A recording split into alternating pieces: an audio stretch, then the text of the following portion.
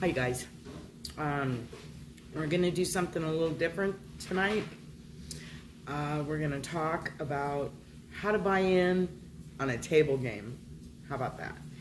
We're gonna talk about how I act when I'm on a table game, what I don't do, what I do, just these type things.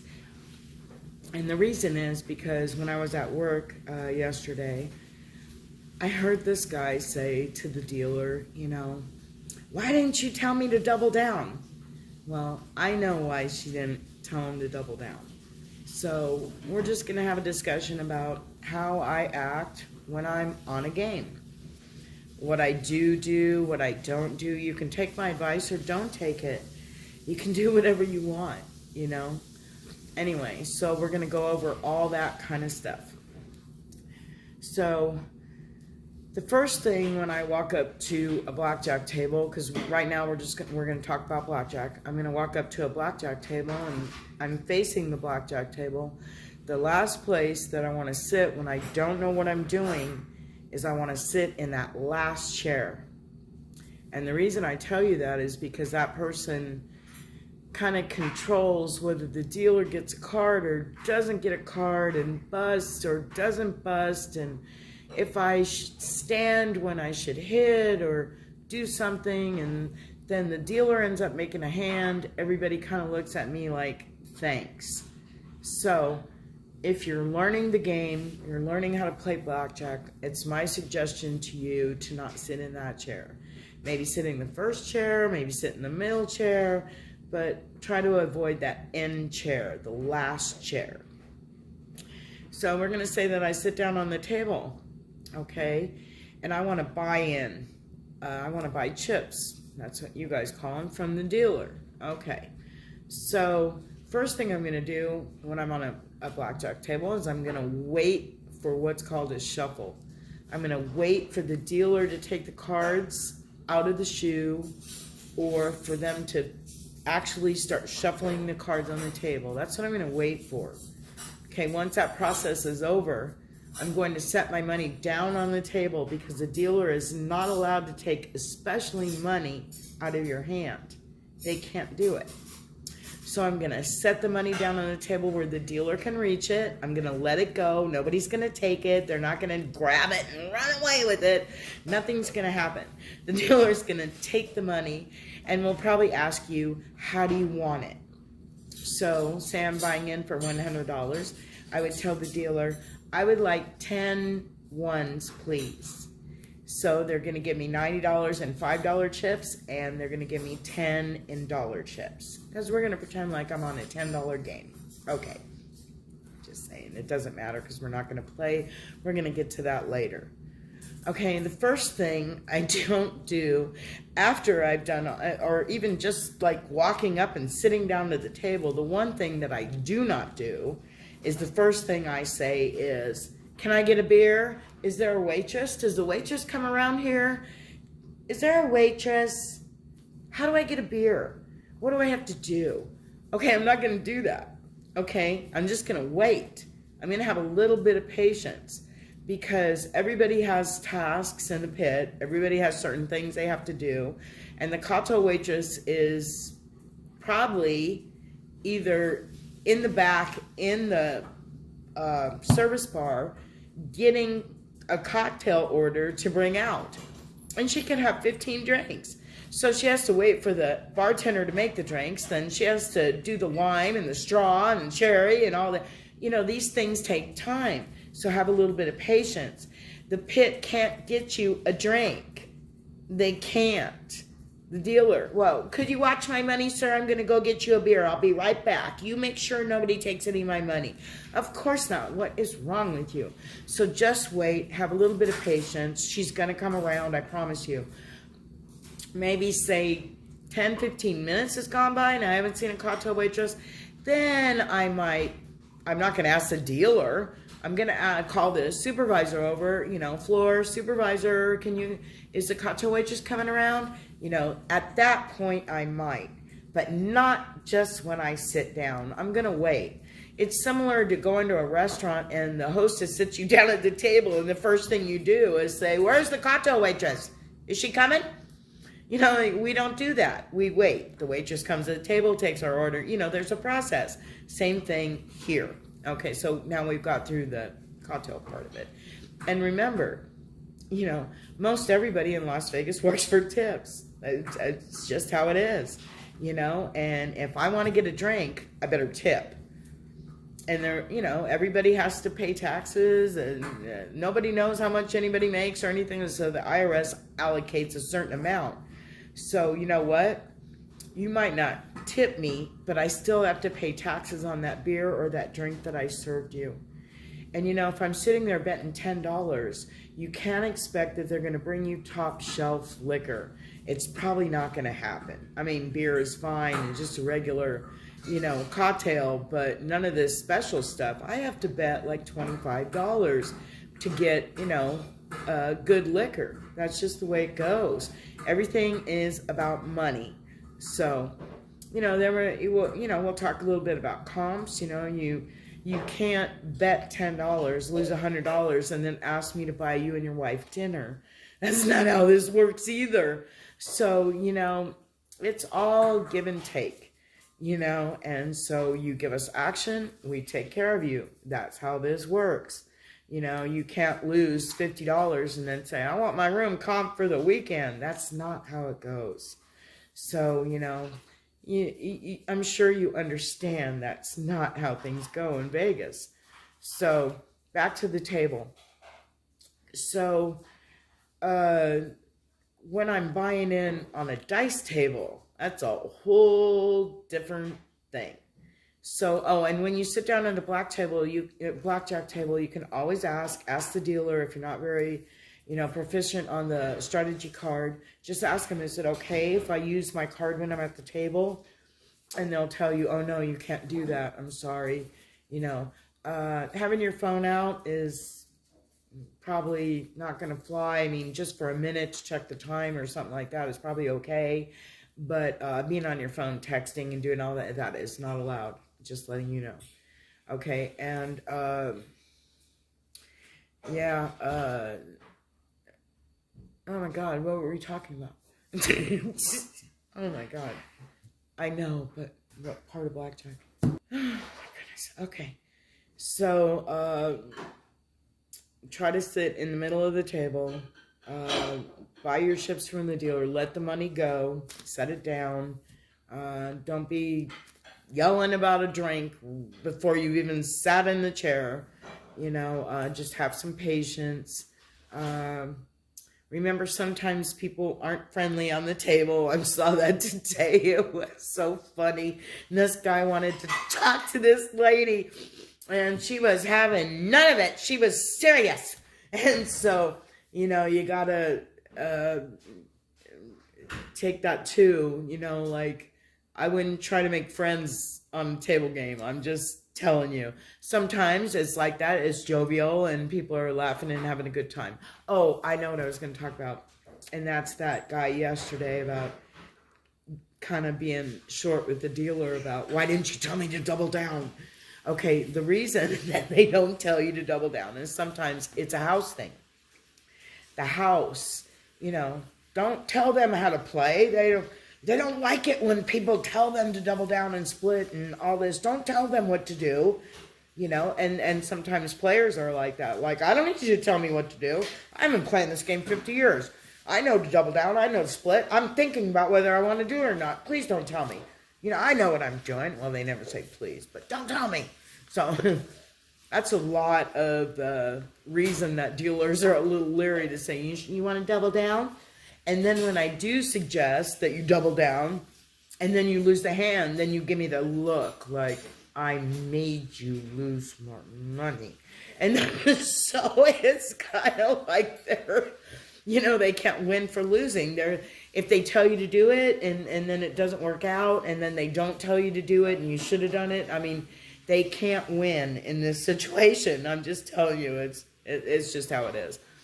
So, you know, sometimes you get a dealer that is like, just lets all that roll off, you know, and it's like, I don't care. I can get reamed 80 times a day. I'm still going to tell you should double down. And then you have other dealers that are like, I'm so tired of people being mad at me. I'm just not going to say nothing no more. So you never, you just don't know what kind of person that is dealing to you. And that's one thing. I am a so superstitious person. I am very superstitious. And the last thing I want is for the dealer to not be happy with me, So I'm like, I'm going to make sure I bet for the dealer. Oh, yeah, I'm going to make sure I tip the cocktail waitress. I'm going to make sure those drinks are coming. And yeah, you guys know. And I am not going to have that dealer thinking in her head, I wish this lady would leave. Because to me, that brings down bad vibe, bad juju. And then, oh my God, and so, no. I'm like, I think you're so nice. I do, and I'm going to bet for you right here. Because remember, most everybody in Las Vegas lives on tips, except for like people that are in like management and stuff like that, or work in stores or whatever. I don't know. But most everybody else, they live on tips. Just what it is.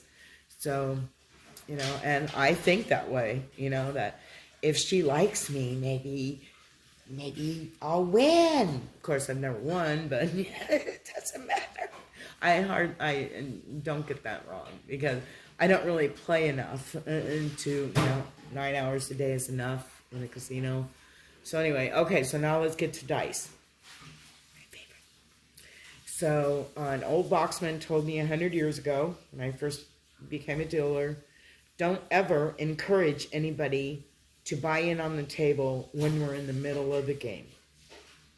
So what that means is when you walk up to a dice game and you see that little button and it says on and it's out on the table, you see the white. Okay, you don't want to buy in. You don't want to put your money down on the table. You don't want to do anything like that because let me tell you, dice people are the most superstitious people there are. And if that money hits the table, they are like, turn my bets off. Oh my God, look what she's done. Oh my God, she's jinked the whole table. She put her money down. I mean, they may not say it, but they're sure damn thinking it. Okay, so don't do it. Because dice is kind of like a thing that we're all doing together. We're all rooting for this number. So, it's like somebody comes up, they throw their money down on the table, they automatically think, oh my God, the game's going to end because money hit the table. I know you think I'm crazy, but it's true. Old people and even some young people are just really crazy about that on dice. So what you do is you stand there and you wait patiently, just like we did on the blackjack table. And there's a lot of patience in gaming. So you're going to wait and you're going to wait and you're going to wait until that no longer says on and it flips back to off and it's black. And you'll know what I mean when you look at the dice table. When you walk up to the dice table and you see that button and it's on and it's white and it's on a number, you know that right then that game is in progress. So wait until it's in the off position. Then put your money down on the table. Let it go. Nobody's going to take it again. I'm telling you. No, nobody's going to grab it and run out the door. It's not going to happen. The dealer's going to get it. And then they're going to hand you some chips. And then you're going to be able to bet and do what you want to do. But when you walk up to the dice table, that's how you should buy in. You should. And, I come in, somebody's shooting right next to me. And I come in, I throw my money on the table, the game ends.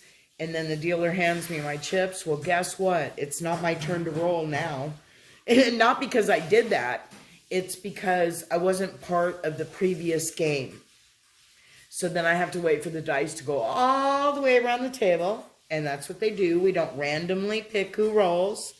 We go in a clockwise way around the table. And when it's your turn, you roll.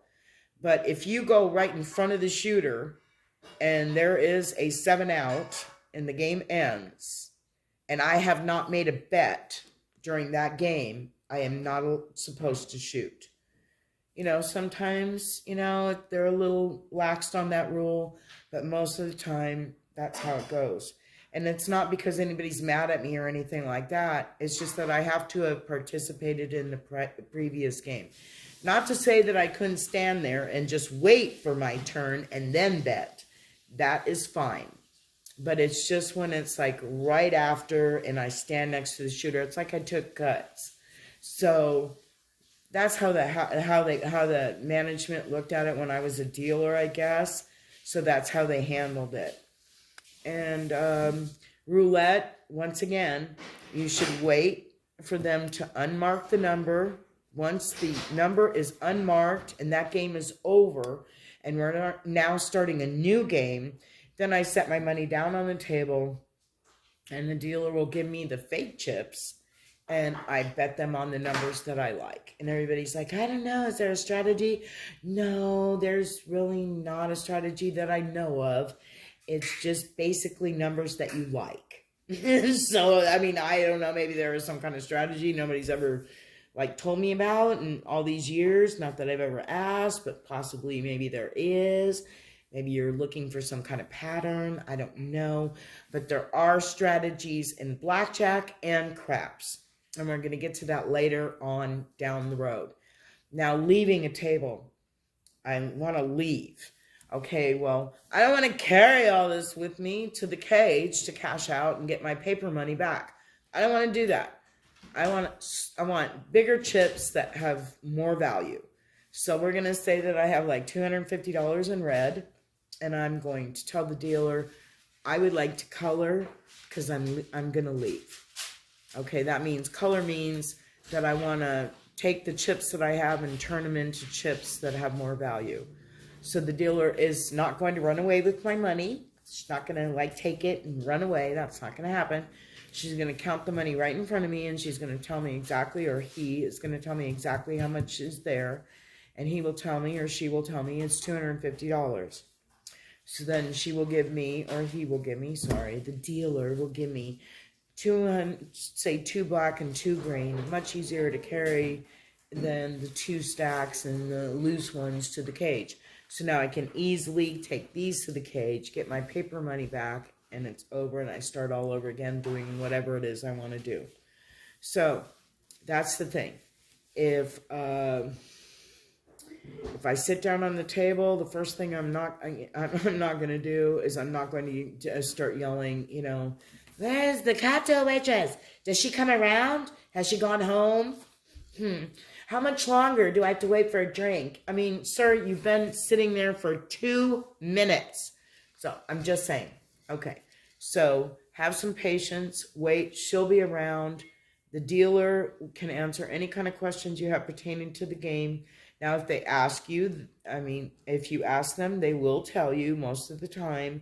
A lot of times they're a little shy and they're like, no, I've been yelled at way too many times. So the card says to double down. Okay, so they might, something like that. But they're not going to tell you flat out. Well, some do. And then every once in a while you get a super, super house dealer. And don't tell me, they don't exist, because they do. Okay, so we have dealers that are smart and realize that how they make money is through tips. And then we have other dealers that it's like, you know what? I work for the house. And they're just like, they go in there and I just want to take everything I can. All right, so let's wrap this up. Okay, so I think we know how to buy in and act on a table game. Remember, ask the dealer, can I use my strategy card? Don't be like, where's the cocktail waitress? Right away. Buy your chips. When you're ready, turn them in for bigger chips. And, try to keep a good vibe on the table so that maybe you win some money. Okay? I don't know what else to tell you, but we are going to go over basic strategy later. Okay. Thanks for watching. Have a good night. Take care.